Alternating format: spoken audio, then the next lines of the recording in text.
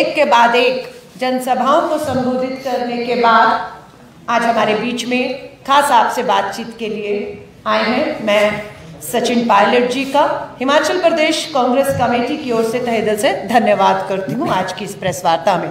और मैं सीधा अब आमंत्रित करती हूं सचिन पायलट जी को कि मीडिया को संबोधित करें। धन्यवाद। बहुत बहुत शुक्रिया अलका जी।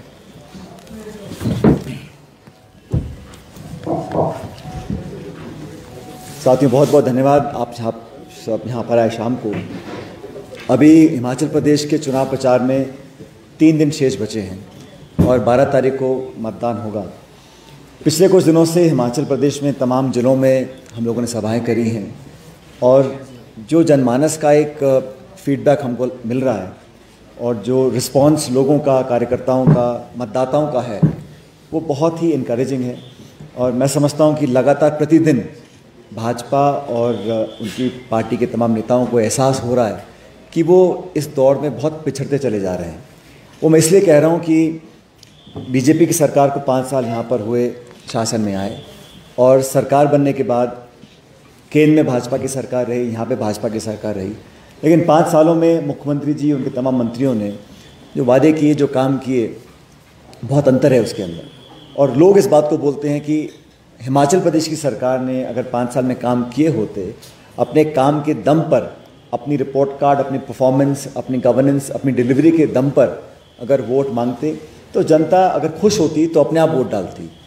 अब हो ये रहा है कि इस छोटे से राज्य में लगभग प्रतिदिन प्रधानमंत्री जी, गृह मंत्री जी, रक्षा मंत्री जी और आज कई सभाओं को उत्तर प्रदेश के मुख्यमंत्री जी संबोधित कर रहे हैं। तो अगर मुख्यमंत्री उनके काम पर इतना कॉन्फिडेंस बीजेपी को होता तो शायद इतने बड़े नेता रोज़ इस प्रकार से अपना टाइम, अपने संसाधन ज़ाय ना करते। तो it's a definite indication that the BJP is on a back foot in terms of performance. दूसरा, मैंने एक नोटिस किया, जो कल बीजेपी ने शायद संकल्प पत्र नाम से एक डॉक्यूमेंट रिलीज़ किया, वो एक बहुत ही कवर अप जॉब टाइप मुझे लगा कि उसमें कहीं पर भी वो कॉन्फिडेंस लोगों को इंस्पायर करने में बिल्कुल फेल हुए कि हम कुछ कर सकते हैं। सबसे बड़ा मुद्दा उसमें ओपीएस का था, ओल्ड पेंशन स्कीम का। ना तो उसके लिए हाँ बोला है, ना बोला है, और अधर में लटका दिया उसको, क्योंकि वो जानते हैं कि वो अगर हाँ बोलते हैं उसको तो जो हमने पब्लिक को कमिटमेंट किया कांग्रेस पार्टी ने, हमको फॉलो करना पड़ेगा। और फिर अनेक राज्यों में जहाँ उनकी सरकारें हैं वहाँ पे डिमांड आएगी, केंद्र सरकार से डिमांड आएगी, तो उन्होंने उसको साइड स्टेप किया है। लेकिन उसको बरकरार भी नहीं कर सकते हैं क्योंकि ये जो डिमांड और ये मांग है, ये वादा जो है, ये जड़ पकड़ गया पूरे हिमाचल प्रदेश के अंदर। तो इससे पूरी तरह एक्सपोज हो चुके हैं कि इस मुद्दे पर जो पब्लिक ने हमारे वादे को, हमारे मैनिफेस्टो को, एक महत्वपूर्ण अंश को लोगों ने बहुत सहर्ष स्वीकार किया था, उसको वो अब नकार नहीं सकते हैं। इसलिए बहुत फंस गए हैं, ना हाँ बोल पा रहे हैं, ना बोल पा रहे हैं।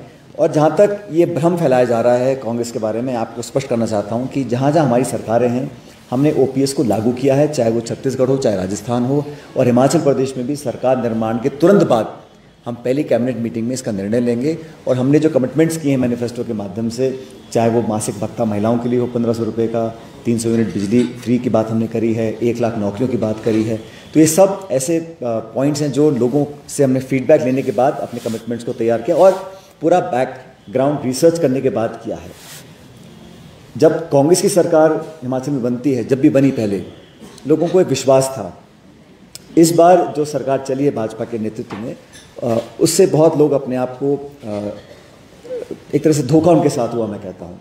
और दोनों सरकारें आपकी हैं, दिल्ली की, शिमला की, फिर भी पेट्रोल, डीजल, खाद्य पदार्थ, सभी इन्फ्लेशन आसमान छू रहा है, अनएम्प्लॉयमेंट हाईएस्ट रेट्स हैं, और ये सरकारी आंकड़े हैं।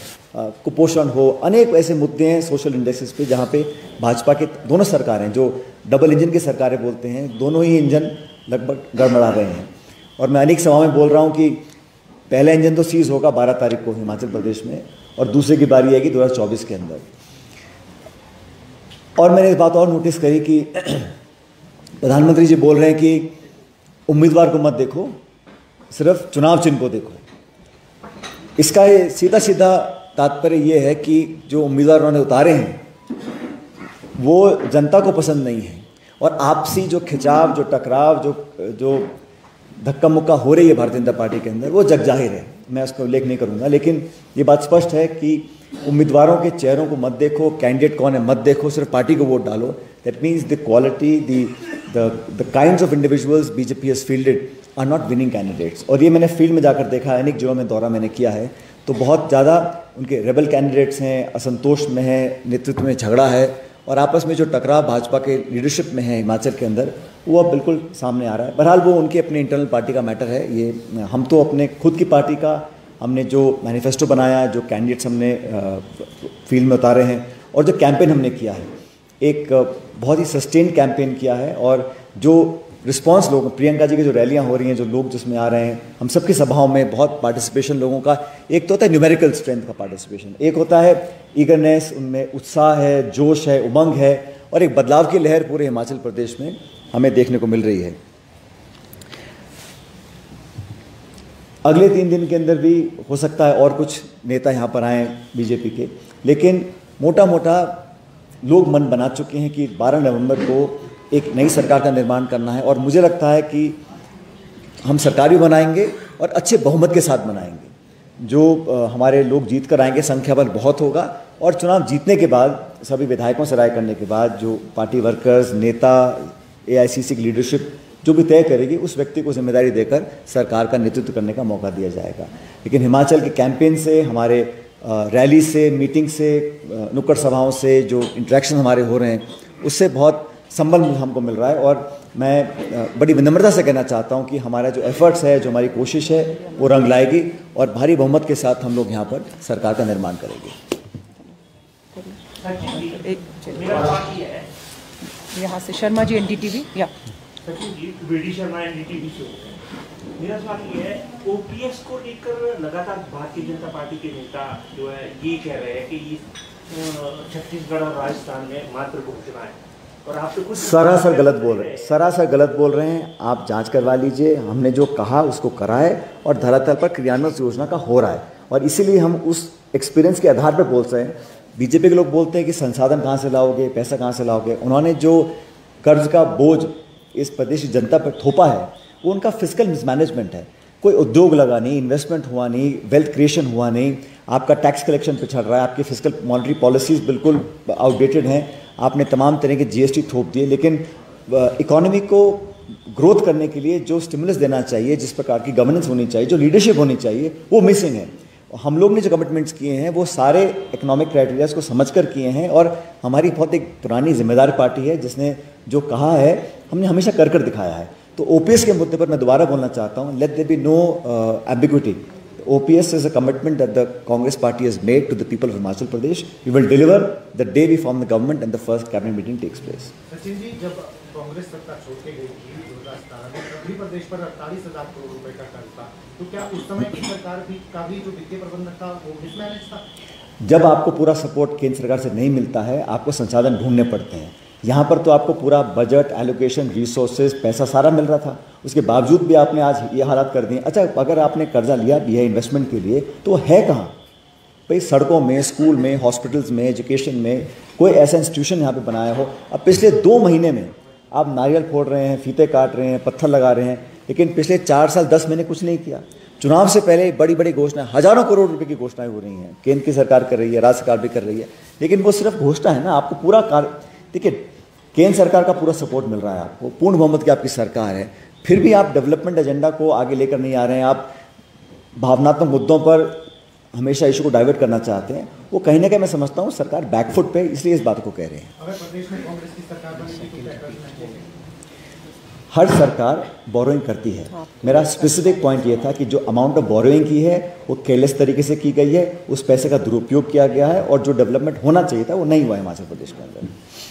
Any question? जैसे कोर्ट में भी कहा है, और जो फ्रीबीज के बारे में, Freebies दिए जाते हैं वो गलत है, और भाजपा भी कह रही है हम फ्रीबीज नहीं दे रहे, हम स्ट्रेंथन कर रहे हैं, जो भी हमारी घोषणा पत्र में हम लोगों को स्ट्रेंथन कर रहे हैं, फ्रीबीज नहीं दे रहे, और जो कांग्रेस फ्रीबीज दे रही है उसके लिए उसके पास कोई बजट एलोकेशन है। ये कैसा तर्क है, मुझे बताइए। आप करें तो सब ठीक है, और वही बात कोई और करे तो वो गलत है। मतलब इस प्रकार का ब्लेटेंट मिस इंटरप्रिटेशन किसी भी शब्दावली का बड़ा गलत है। मैं माननीय न्यायालय की टिप्पणियों पर या निर्णयों पर कोई कमेंट नहीं करना चाहता हूँ, लेकिन भाजपा सरकार में हमने खुद देखा है उत्तर प्रदेश सरकार ने क्या क्या किया है। जब आप कर रहे हैं तो वेलफेयर है, सोशलिज्म है और वो अति आवश्यक है, और कोई और दल, कोई और पार्टी अगर कोई वेलफेयर स्कीम्स की घोषणा करता है तो आप क्वेश्चन करते हो। आप सरकार बनाने का मौका दीजिए, हम दिखाएंगे आपको हम कैसे करते हैं, ना सिर्फ हिमाचल प्रदेश में, बाकी राज्यों के अंदर। लेकिन that is very unfair on the part of the BJP कि आप अपने गिरबान में नहीं झांक रहे हैं, आप अपने आप को, आपके सब माफ़ है, और कोई और दल इस बात को बोलता है तो उसको आप फ्री बी या रेवड़ी या तमाम तरह की उसमें चर्चाएं करते हैं। वो बड़ा अनफॉर्चुनेट है जो वो कर रहे हैं। जैसा मध्य प्रदेश में हुआ है, सरकार जिस तरीके से वहाँ पे बदली है, उसको काउंटर करने के लिए कांग्रेस के पास प्लान है अभी से? इतना प्रचंड बहुमत आएगा हमारा कि हमारे पास कोई ऑल्टरनेट प्लान की ज़रूरत हमको नहीं मिलेगी। जब 8 तारीख को गिनती होगी दिसंबर में, आप देखिएगा जो संख्या बल हमारा इतना अधिक होगा कि हम प्रचंड बहुमत के साथ सरकार बनाएंगे। सचिन जी, लंबे समय से प्रचार हिमाचल में चल रहा है, सब लोग ये कह रहे हैं, हमारा सर्वे राहुल गांधी इतना बड़ा चुनाव हो रहा है, वो चुनाव में नहीं आ रहे, क्या राहुल गांधी चुनाव में प्रचार करने आए? देखिए, राहुल गांधी यात्रा जो कर रहे हैं कन्याकुमारी से कश्मीर तक, आज़ाद भारत में शायद चंद ऐसे लोग होंगे जिन्होंने इतना लंबा एक संकल्प लिया हो पदयात्रा करने का। इतनी लंबी यात्रा करने के लिए 5.5 महीने का समय चाहिए, साल में होते हैं 12 महीने। आप कभी भी 5.5 महीने उठा लीजिए, किसी ना किसी प्रदेश में कभी ना कभी चुनाव होगा, ये एक रियलिटी है। तो कभी उनको करना था। मैं नहीं समझता हूँ कि हम में से कोई भी किसी भी चुनाव या चुनौती को लाइटली लेता है। और आप बिल्कुल बेफिक्र रहिए, हम सब मिलकर यहाँ चुनाव लड़ रहे हैं, लड़वा रहे हैं, और हमारे जो लीडरशिप है, चाहे वो राहुल जी हों, खड़गे जी हों, सोनिया जी, प्रियंका जी, हम सब मिलकर चुनाव लड़ रहे हैं। और जितने भी यहाँ नुमाइंदे आपके सामने बैठे हैं, हम सब एक टीम के सदस्य हैं, और हमारा उद्देश्य है कि हम कांग्रेस की विचारधारा को और व्यापक बनाएं और चुनाव जीत कर जाएं। दोनों स्टेट्स के अंदर, चाहे गुजरात हो चाहे हिमाचल हो, हम जमकर कैंपेन कर रहे हैं। और भाई, आप जो हम कह रहे हैं, आप सुन रहे हैं, उस पर परवाह मत करिए। आप तो 8 दिसंबर को देख लेना परिणाम क्या आते हैं। तो हम लोग जीतेंगे, और पब्लिक के आशीर्वाद से जीतेंगे, और हम सबकी जो आपसी मेहनत है उसके आधार पर जीतेंगे। लेकिन ये मैं समझता हूँ बड़ा गलत है, क्योंकि राहुल जी जो यात्रा निकाल रहे हैं वो अपने आप में एक ऐतिहासिक है। उनका उद्देश्य जो समाज में एक तरह से टकराव या कड़वाहट पैदा करने की जो कोशिश कुछ ताकतें करती हैं, उसका वो विरोध कर रहे हैं। संस्थानों को खोखला करने की जो कोशिश की जा रही है, उसका विरोध वो कर रहे हैं। लोगों को जोड़ने का काम कर रहे हैं, और वो किसी की आलोचना नहीं कर रहे हैं, कोई बुराई नहीं कर रहे हैं, लेकिन अपने रास्ते चल रहे हैं। और लोग अप्रिशिएट कर रहे हैं जिस कमिटमेंट और जिस एफर्ट के साथ वो लोगों को साथ लेकर चल रहे हैं। जो हुजूम वहाँ निकल रहा है, जो धरातल पर, हो सकता है कि अखबारों में या मीडिया में उसको उतना कवरेज ना मिलता हो, लेकिन जो है उसको झुठला नहीं सकते हैं।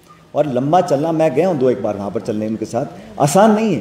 रोज़ का 25-30 किलोमीटर चलना, लोगों के साथ मिलना, सुनना, बैठना, समझना, NGOs, किसान, मछुआरे, बच्चे, बुजुर्ग, वकील, अलग अलग तबके के लोगों से मिलना, उनके जीवन में अपने आप को घुसा लेना, और फिर उसको कारवान को आगे बढ़ाना, ये ऐतिहासिक साहसिक यात्रा निकल रही है। इसका कोई सानी नहीं है, पहली बात तो। और चुनाव जो हम सब लड़ ही रहे हैं, और मुझे लगता है हमारे एफर्ट में, हमारे कैंपेन में कोई कमी कहीं से नहीं है। धन्यवाद।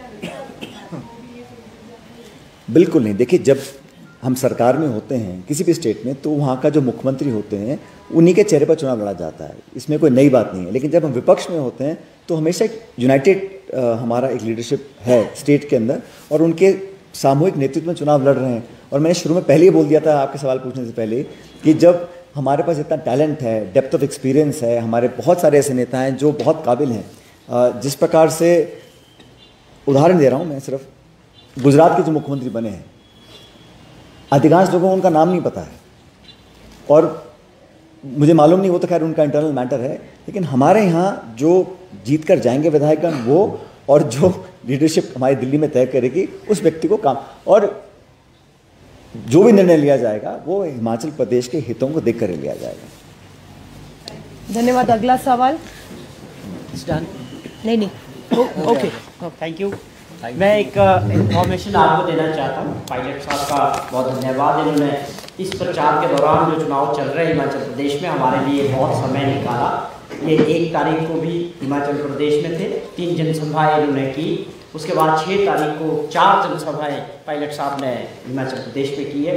और आज ये जुब्बल कोटखाई, आनी, सुंदरनगर 3 जनसभाएं करके इस प्रेस कॉन्फ्रेंस के लिए पहुँचे। और कल भी ये 2 जनसभाएं, एक लाहौल स्पीति और एक करसोग में करने वाले हैं। तो बहुत बड़ा सहयोग आपका मिला, इसके लिए हम आपके बहुत शुक्रगुजार हैं कि आपने। मैं आप चिंता मत करो, मैं जिता के जाऊँगा। तो आधा काम करते ही नहीं हम लोग, आधा काम करते ही नहीं, चिंता मत करो। Thank you. चाय पर